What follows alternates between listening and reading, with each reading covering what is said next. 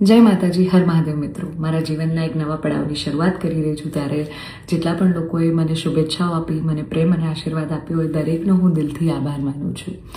રહી વાત કે મારા સગપણને લઈને છેલ્લા ઘણા સમયથી મીડિયામાં અનેક તર્ક વિતર્ક, અનેક ચર્ચાઓ ચાલી રહી છે, જેને લઈને હું અત્યાર સુધી મૌન હતી, કારણ કે વાત મારા સુધી સીમિત હતી. પણ વાત જ્યારે હવે મારા પરિવાર પર છે, મારા પિતા પર છે, ત્યારે એક દીકરી તરીકે હવે મારાથી સહન નથી થતું અને મને લાગ્યું કે હવે આજે મારે બોલવું પડશે. એક બ્રહ્મકન્યા હોવાનું, એક બ્રહ્મ દીકરી હોવાનું મને એટલું ગૌરવ છે કે જેને હું કદાચ શબ્દોમાં નહીં વર્ણવી શકું. અને હું અહીંયા સુધી પહોંચી છું એના માટે શિક્ષિત અને સમજણી જે બ્રહ્મશક્તિઓ છે, બ્રહ્મ સમાજના લોકો છે, એમનો ખૂબ ખૂબ ફાળો રહ્યો છે મારી આ જર્નીમાં. અને હું તો નસીબદાર છું કે મને 18 વર્ણના લોકોનો પ્રેમ અને સપોર્ટ મળ્યો છે અહીંયા સુધી પહોંચવામાં. મારો પરિવાર તો છે જ, મારી ઢાલની જેમ મારા પિતા છે મને સપોર્ટ કરવામાં, પણ આપ સૌનો પણ ખૂબ ફાળો છે. પરંતુ કહેવાતા સભ્ય અને મોડર્ન સમાજમાં જ્યારે અમુક 2-4 અસામાજિક તત્વો છે જે લોકો અત્યારે પણ દીકરીઓ માટેના રૂલ્સ અને રેગ્યુલેશન નક્કી કરશે કે દીકરીઓનું લિમિટ ક્યાં સુધી હોવી જોઈએ, દીકરીઓને ફ્લાય કરવા માટે પાંખો મળી છે, એને વીંજવાની અને એને કાપવાની વાતો છે. આ બધી દીકરીઓ અત્યારે તેજસ જેવી પ્લેનો ઉડાઈ રહી છે, યુદ્ધ કરી રહી છે, રણ મેદાનમાં છે, સંસદમાં છે, વિજ્ઞાન અને ટેકનોલોજીમાં છે. હમણાં ઓપરેશન સિંદૂર જે થયું એમાં 2 દીકરીઓએ લીડ લઈને આપણને પૂરા દેશને ગૌરવ અપાવ્યું. ત્યારે શું 2-4 આવા અસામાજિક તત્વો નક્કી કરશે કે એક દીકરીનો લાઈફ પાર્ટનર ચૂઝ કરવાનો શું એને હક નથી? હું બહુ નસીબદાર છું કે મને એવો પરિવારને એવા પિતા મળ્યા છે જે મારી ખુશીમાં ખુશ થાય છે અને મારા નિર્ણયને જે મેં હરખે વધાવી લીધો છે. કારણ કે ઓફકોર્સ હું એક એવા પરિવારમાં જઈ રહી છું કે જે આખો ભક્તિમય પરિવાર છે.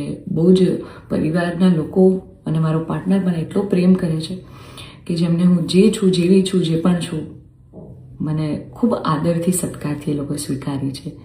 રાત દિવસ જ્યાં ગાયત્રી મંત્ર, નવકાર મંત્રના જાપ થાય છે, આવા પરિવારમાં હું જઈ રહી છું. મને ખૂબ જ ગૌરવ છે. એટલે હું તમામ બ્રહ્મશક્તિઓ, સમજણી અને શિક્ષિત જે લોકો છે, બાકીના લોકોના મગજમાં નહીં ઉતરે કદાચ આ વાત, પણ જે લોકો શિક્ષિત છે, સમજુ છે, એ લોકોને હું નમ્ર વિનંતી કરું છું કે આવા 2-4 જે અસામાજિક તત્વો છે ને, કે જે દીકરીઓની પાંખોને કાપવાની વાતો કરી રહ્યા છે, પ્લીઝ એને સમાજમાંથી દૂર કરો, નકર આપણો સમાજ ક્યાંયનો નહીં રહે. તમે દીકરીઓનું સારું જ કરવા માંગતા હોય ને તો દીકરીઓના શિક્ષણ માટે વાત કરો. નાની નાની દીકરીઓ પર જે બળાત્કાર થઈ રહ્યા છે એના માટે વાત કરો. દીકરીઓની પ્રતિભાને આગળ લાવવાની વાત કરો. ચલો, આ બધી પ્રતિભાને બધી તો મોડર્ન વસ્તુ થઈ ગઈ. હજી જૂના 18મી 17મી સદીના કુરિવાજો આપણા સમાજમાં ચાલ્યા આવે છે. હજી કેટલા બાળ લગ્ન થાય છે આપણને બધાને ખબર છે. સાટા પ્રથા ચાલુ છે જેની પીડિત હું પણ છું, તમને બધાને ખબર છે.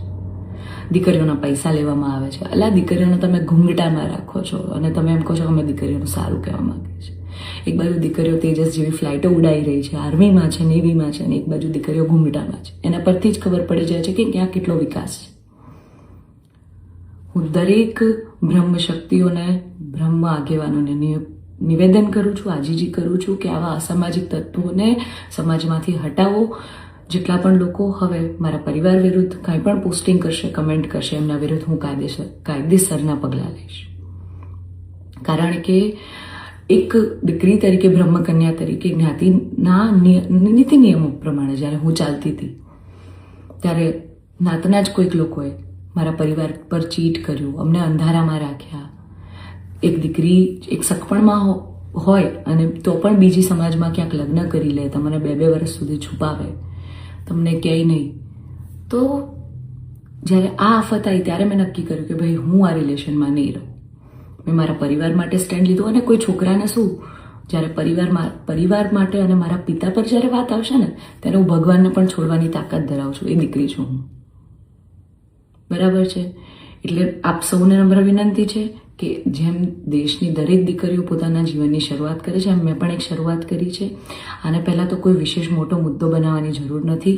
અને આવા જે અસામાજિક તત્વો છે કે આમ કરશું, નાત બાર કરશું, અરે ભાઈ, તમને 5,000માં કોઈ પગાર પર નોકરી રાખવા તૈયાર નથી. તમે તમારા ઘરનું અને તમારું સંભાળો પહેલાં તો.